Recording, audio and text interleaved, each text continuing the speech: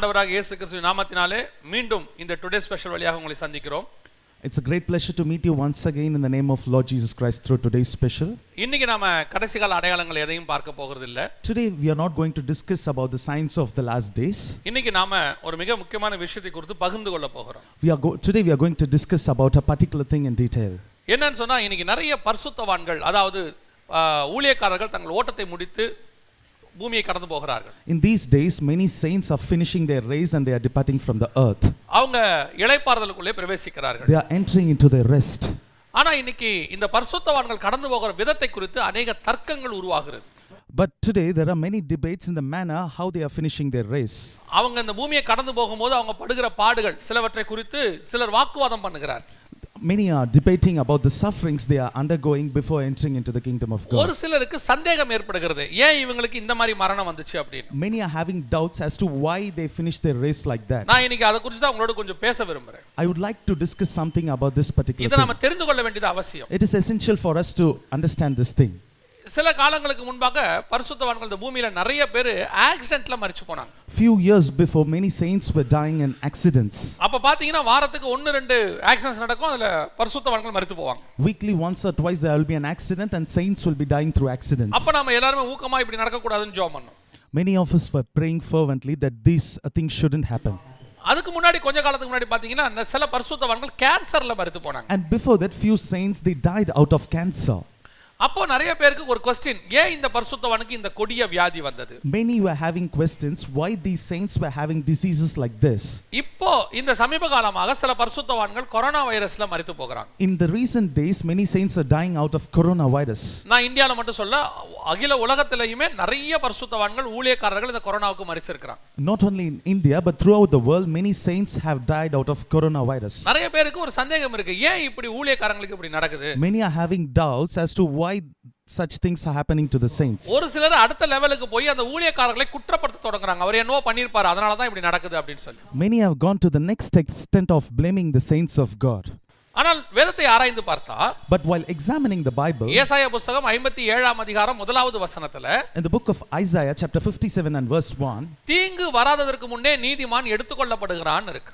The righteous is taken away before the evil comes.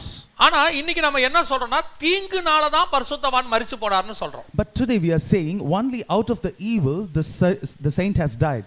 ஆனா வசனம் சொல்லுது தீங்கு வராததற்கு முன்னே நீதிமான் எடுத்துக்கொள்ளப்படுகிறான். But the word of God says righteous are taken before the evil comes. இந்த பரிசுத்தவான்கள் மரித்து போனதான விதத்தை ஆராய வேண்டாம் என்பது என்னுடைய கருத்து. My opinion is that you should not research in the manner how the saints have entered their race. வேதத்துல எத்தனையோ நீதிமான்கள் வியாதிப்பட்டிருக்கிறார்கள். In the Bible there were many righteous or saints who were sick. உங்களுக்கு சொல்லணும்னு சொன்னா பழைய ஏற்பாட்டுல எலிசாவை சொல்லலாம். In the Old Testament you can consider Elisha. புதிய ஏற்பாட்டுல தீமோத்தேயு வியாதிப்பட்டிருந்தார்னு இருக்கு. In the New Testament Timothy was sick. இந்த மாதிரி நிறைய பேர் வியாதிப்பட்டிருக்காங்க. Many were sick like this. நான் வியாதியை உயர்த்தவில்லை.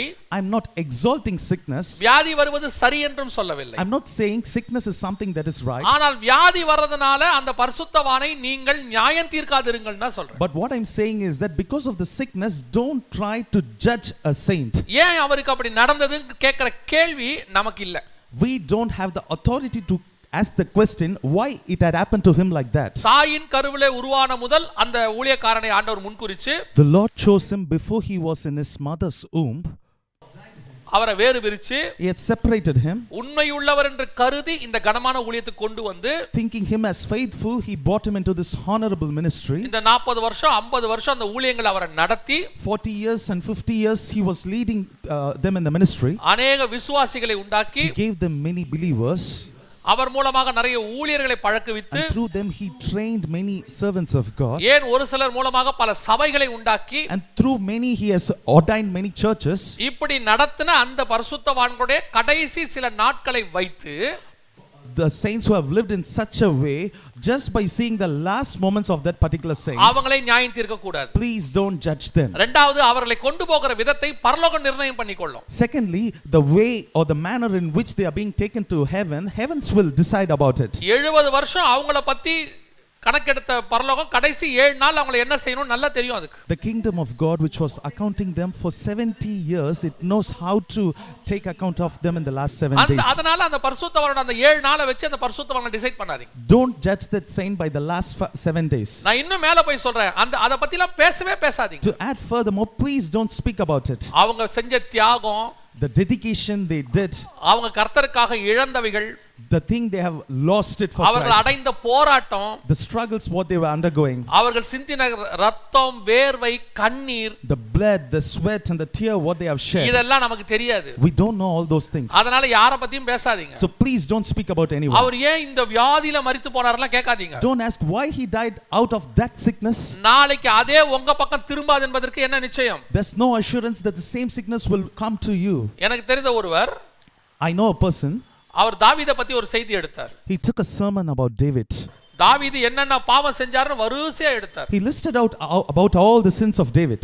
அத சொல்லிட்டு அவர் சொன்னாரு, நானா இருந்தா தாவீதை மன்னிக்கவே மாட்டேன்னு சொன்னார். After saying that, he said, if I would have been there in that place, I would have not forgiven David. அவன் அவ்வளவு மோசமானவன் சொன்னார். He was such a worthless guy. ஆனா வேதம் சொல்லுது, ஆண்டவர் ஒரு காரியத்தை குறித்து மற்ற எதையும் அவனிடத்திலே பார்க்கவில்லைன்னு இருக்கு. But the word of God says, the Lord saw only one thing, and apart from that, he didn't see any evil in the life of David. அதாவது கர்த்தரே மன்னிச்ச காரியங்களை இவர் மன்னிக்க மாட்டேன்னு சொன்னார். The things what the Lord has forgiven, this preacher, he said, I will not forgive it. கடைசில என்ன நடந்தது தெரியுமா? Do you know what happened in the last? அவர் என்னென்னலாம் அந்த பாயிண்டா எடுத்து பேசினாரோ எல்லா பாவத்திலும் அவர் விழுந்தார்.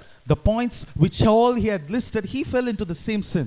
அதுக்கு தான் நான் சொல்ல வரேன், நம்ம யாரை பத்தி பேசுறோமோ அதுல விழுறதுக்கு வாய்ப்பு இருக்கு. That's why I'm saying, if we speak ill about others, there are chances we fall into the same thing.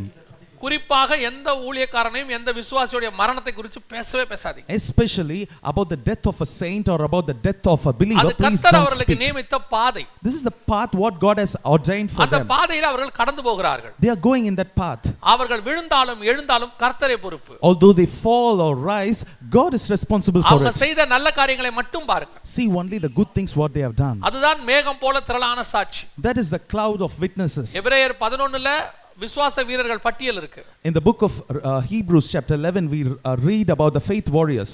அதுல பாத்தீங்கன்னா எல்லாரும் நிறைய தப்பு செஞ்சவங்க தான். If you could consider the entire chapter, everyone had done some or the other faults. அதுல சிம்சோன் இருக்கிறாரு, தாவீது இருக்கிறாரு, மோசே இருக்கிறாரு, எல்லாரும் ஏதோ ஒரு தப்பு செஞ்சவங்க தான். Samson is there, David is there, and Moses is there. All the others, they have done some or the other fault. ஆனா பைபிள் அந்த பாவத்தை பார்க்காம மேகம் போல திரளான சாட்சின்னு சொல்லுது. But Bible didn't watch their sins and mentions them as cloud of witnesses. அதத்தான் நான் உங்களுக்கும் சொல்றேன், எந்த பரிசுத்தவானுடைய மரணத்தை குறிச்சோ அவர் ஓட்டத்தை குறிச்சோ நீங்க குற்றப்படுத்தாதீங்க, பரலோகம் பார்க்கல. That's why I'm saying you, please don't blame the death of any saint. ஒரு பரிசுத்தவானுக்கு வியாதி வந்துருச்சுனா உடனே அவரை குற்றப்படுத்தாதீங்க. If a particular saint has some sickness, please don't blame அந்த him. பரிசுத்தவான்கள் கடந்து போயிட்டாங்களா?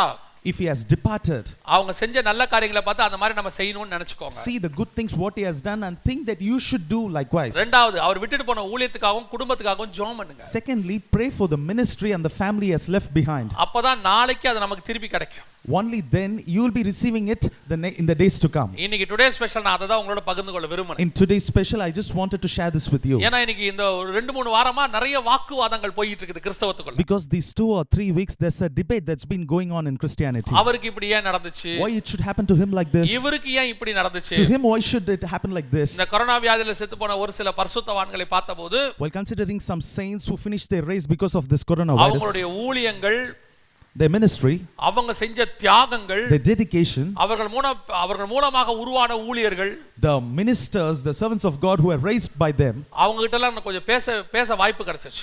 I got an opportunity to speak with them. அதுல 10ல ஒரு பங்கு கூட நம்மளால செய்ய முடியுமாங்கற ஒரு ஏக்கமே எனக்கு வந்துருச்சு. I was just thinking if I could do 1/10 of what they have done. அப்பதான் நான் இந்த முடிவெடுத்தேன். Then I took a decision like this. எந்த பரிசுத்தவானுடைய முடிவை வைத்து அவருடைய முழு வாழ்க்கையை நாம முடிவெடுக்க கூடாது. Just by seeing the end of a saint, we should not determine their whole life. அவங்க செய்த எத்தனையோ காரியங்களை பரலோகம் ஜீவ புத்தகத்தில் எழுதி Many things what they have done has been written in the book of life by the heavens. நான் ஒரே ஒரு காரியத்தை சொல்லிட்டு முடிக்கிறேன். I would like to say a particular thing and conclude. 120 வருஷம் வாழ்க்கையை ஓடின மோசேயினுடைய முடிவு கொஞ்சம் கஷ்டமா தான் இருந்துச்சு. Moses, who ran his race for 120 years, his end was something different. ஆரோனுடைய முடிவு கானானுக்குள்ள போக முடியல. Aaron's end, he was not able to get into Canaan. சிம்சனுடைய முடிவு குருடனாக முடிந்தது. Samson's end, he was blinded. எத்தனையோ பேருடைய முடிவு பைபிள் அப்படி முடிஞ்சிருக்குது. The end of many has been mentioned in the Bible like. பரிசுத்தருடைய குடும்பத்துக்காக ஜெபம் பண்ணுங்க. So pray for the family of the saints. அவங்க விட்டுட்டு போன ஊழியத்துக்காக ஜெபம் பண்ணுங்க. And pray for their ministry. மீண்டும் கர்த்தருக்கு சித்தமானால் இன்னொரு டுடே ஸ்பெஷல் வழியாக சந்திக்கிறோம். If it is the will of God, we'll meet you again in another today's special. God bless you. God bless you.